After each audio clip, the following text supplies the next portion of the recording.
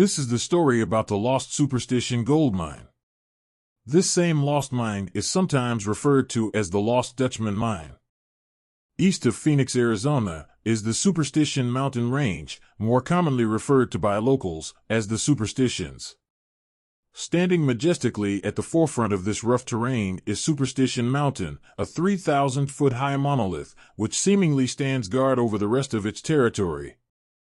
For more than 120 years, the legend of the Lost Dutchman Mine has been told over and over, growing in proportions to such an extent that some claim the entire legend is nothing but a myth. But for thousands of others, the mine and its legends are extremely real, hidden in the forbidding peaks of the Superstition Mountains. Real or not, the haunting tales endure, continuing to draw prospectors to the Superstition Mountains today, and making the story one of the most famous lost treasure tales of all time in the old American West history. When the Spanish arrived in 1540, the region was inhabited by the Apache Indians, who considered Superstition Mountain to be sacred ground, as it was home to their thunder god.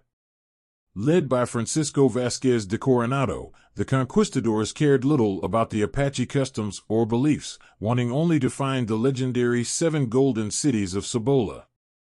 Learning from the Apache that the range did in fact hold gold, the Spaniards were intent upon exploring the area.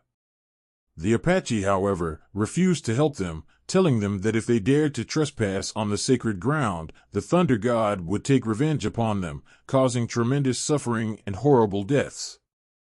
The Indians called Superstition Mountain the Devil's Playground.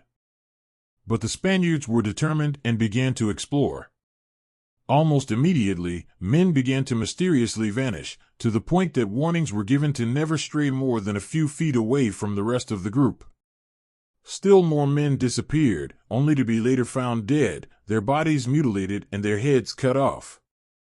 In fear, the conquistadors finally fled, refusing to return to the mountain, which they dubbed Monte Superstition. The legends had begun. A century and a half later, Jesuit priest Eusebio Francisco Kino, whose objective was to establish missions and Christianize the savages, was lured by the tales. In the first decade of the 1700s, he began to explore the region, finding several sources of gold. Though it is not known if he found the fabled Dutchman's mine, his forays did produce the coveted shining metal, adding more fuel to the legend of gold in the superstitions. However, these expeditions further enraged the Apache, who then began to prey on all trespassers. In 1748, the Superstitions, as well as some 3,750 square miles of what is now Arizona, were given to Mexican cattle baron Don Miguel Peralta of Sonora in a land grant. The land not only contained a rich gold mine, but also several silver mines. This was the first official recording of the mine's existence. For the next century, the Peralta family and their laborers would make infrequent forays into Arizona, bringing out loads of ore. However, aware of the Apache's displeasure, they kept these mining trips at a minimum, not wanting to risk the ferocious Apache's ire. However, in 1846, some of the descendants of the original grant decided to make another trip into Arizona, risking not only the curse, but also the wrath of the Apache. They soon returned to Sonora, laden with gold and planning another trip. The next year, with the Mexican War in full swing, Pedro was the only one willing to return to Arizona, determined to extract as much gold as possible before their holdings became part of the United States. In the meantime, the Apache were angry at the intrusion upon their sacred grounds. When the Peralta miners heard that the Apache might attack, they packed up, concealed the entrance to the mine, and with burros and wagons laden with gold, began to make their way back to Mexico in the winter of 1848. But they wouldn't make it. They were attacked by the Apache, and every single man was killed except one. The pack mules scattered in all directions, spilling the gold everywhere.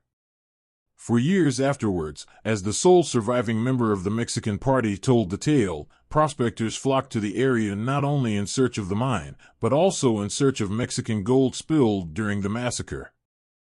In the 1850s, two prospectors are said to have come upon 3 dead burros with pack saddles that contained some $37,000 worth of gold.